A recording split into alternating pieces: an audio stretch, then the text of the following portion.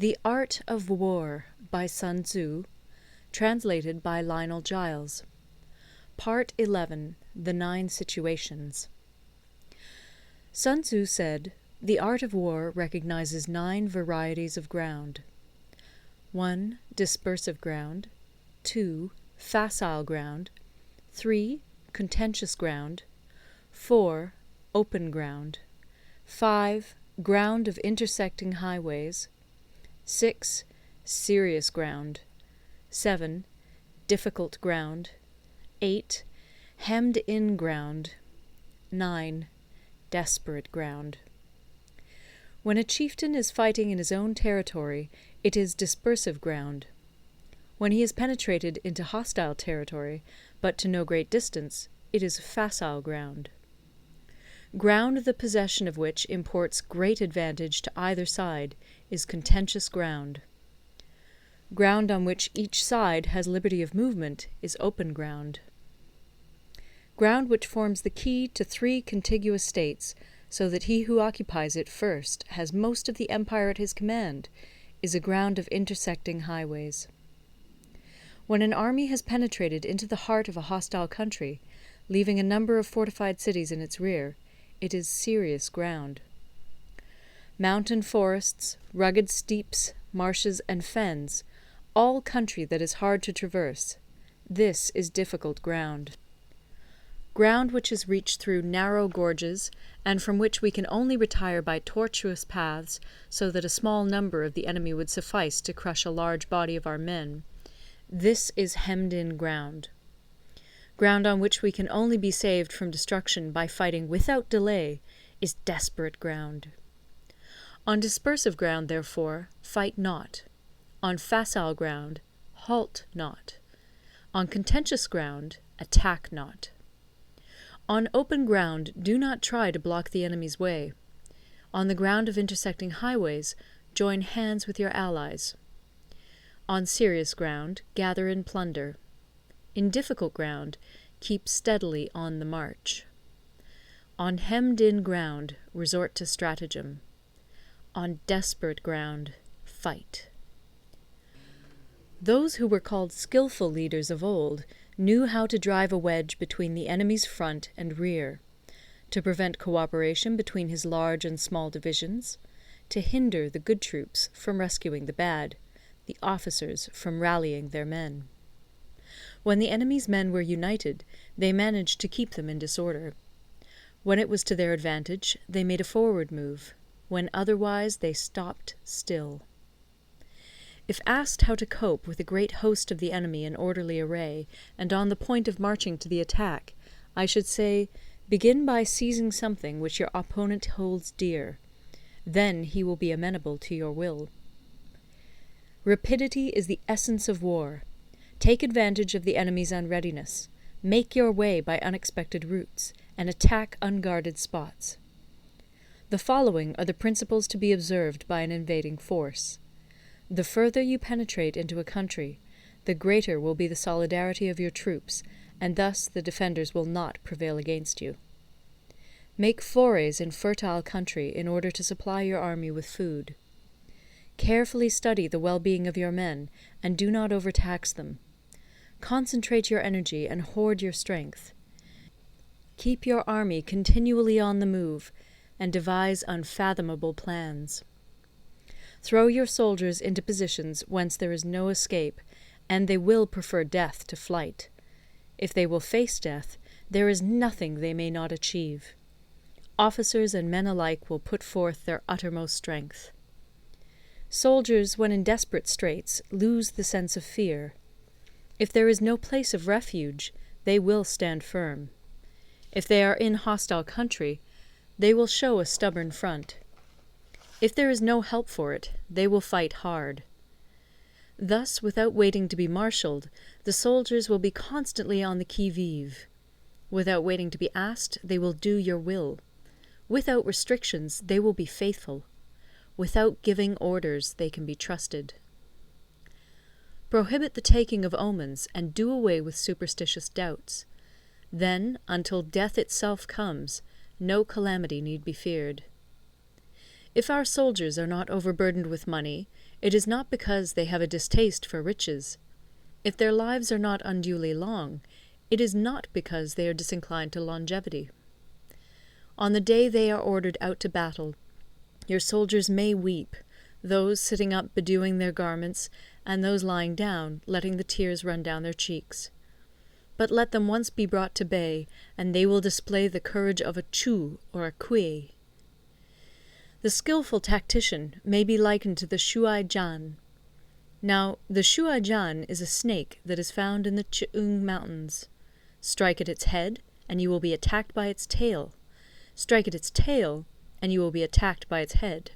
Strike at the middle, and you will be attacked by head and tail both. Asked if an army can be made to imitate the Shuai Jan, I should answer yes. For the men of Wu and the men of Yue are enemies. Yet if they are crossing a river in the same boat and are caught by a storm, they will come to each other's assistance, just as the left hand helps the right. Hence it is not enough to put one's trust in the tethering of horses and the burying of chariot wheels in the ground. The principle on which to manage an army is to set up one standard of courage, which all must reach. How to make the best of both strong and weak, that is a question involving the proper use of ground. Thus, the skilful general conducts his army just as though he were leading a single man, willy-nilly, by the hand.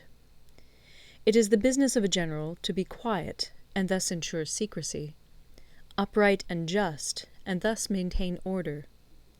He must be able to mystify his officers and men by false reports and appearances, and thus keep them in total ignorance. By altering his arrangements and changing his plans, he keeps the enemy without definite knowledge. By shifting his camp and taking circuitous routes, he prevents the enemy from anticipating his purpose. At the critical moment, the leader of an army acts like one who has climbed up a height and then kicks away the ladder behind him. He carries his men deep into hostile territory before he shows his hand. He burns his boats and breaks his cooking pots. Like a shepherd driving a flock of sheep, he drives his men this way and that, and nothing knows whither he is going. To muster his host and bring it into danger, this may be termed the business of the general. The different measures suited to the 9 varieties of ground, the expediency of aggressive or defensive tactics, and the fundamental laws of human nature, these are things that must most certainly be studied. When invading hostile territory, the general principle is that penetrating deeply brings cohesion. Penetrating but a short way means dispersion. When you leave your own country behind and take your army across neighborhood territory, you find yourself on critical ground. When there are means of communication on all 4 sides, the ground is one of intersecting highways. When you penetrate deeply into a country, it is serious ground. When you penetrate but a little way, it is facile ground. When you have the enemy's strongholds on your rear and narrow passes in front, it is hemmed-in ground. When there is no place of refuge at all, it is desperate ground. Therefore, on dispersive ground I would inspire my men with unity of purpose. On facile ground I would see that there is close connection between all parts of my army. On contentious ground I would hurry up my rear. On open ground I would keep a vigilant eye on my defences. On ground of intersecting highways I would consolidate my alliances. On serious ground I would try to ensure a continuous stream of supplies. On difficult ground I would keep pushing on along the road. On hemmed-in ground I would block any way of retreat. On desperate ground I would proclaim to my soldiers the hopelessness of saving their lives.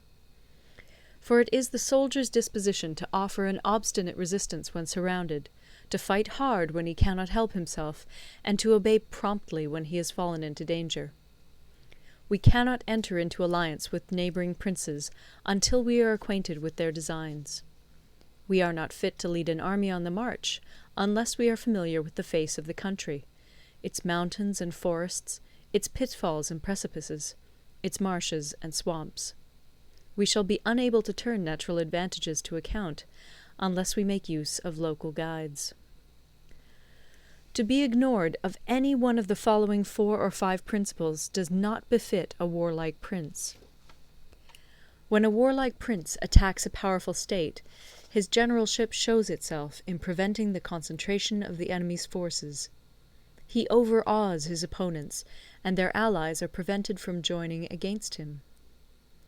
Hence he does not strive to ally himself with all and sundry, nor does he foster the power of other states. He carries out his own secret designs, keeping his antagonists in awe. Thus he is able to capture their cities and overthrow their kingdoms. Bestow rewards without regard to rule, issue orders without regard to previous arrangements, and you will be able to handle a whole army as though you had to do with but a single man. Confront your soldiers with the deed itself. Never let them know your design. When the outlook is bright, bring it before their eyes, but tell them nothing when the situation is gloomy. Place your army in deadly peril, and it will survive. Plunge it into desperate straits, and it will come off in safety. For it is precisely when a force has fallen into harm's way that it is capable of striking a blow for victory. Success in warfare is gained by carefully accommodating ourselves to the enemy's purpose. By persistently hanging on the enemy's flank, we shall succeed in the long run in killing the commander-in-chief. This is called ability to accomplish a thing by sheer cunning. On the day that you take up your command, block the frontier passes, destroy the official tallies, and stop the passage of all emissaries. Be stern in the council chamber, so that you may control the situation. If the enemy leaves the door open, you must rush in. Forestall your opponent by seizing what he holds dear, and subtly contrive to time his arrival on the ground. Walk in the path defined by rule, and accommodate yourself to the enemy until you can fight a decisive battle. At first, then, exhibit the coyness of a maiden, until the enemy gives you an opening. Afterwards emulate the rapidity of a running hare, and it will be too late for the enemy to oppose you. End of Part 11.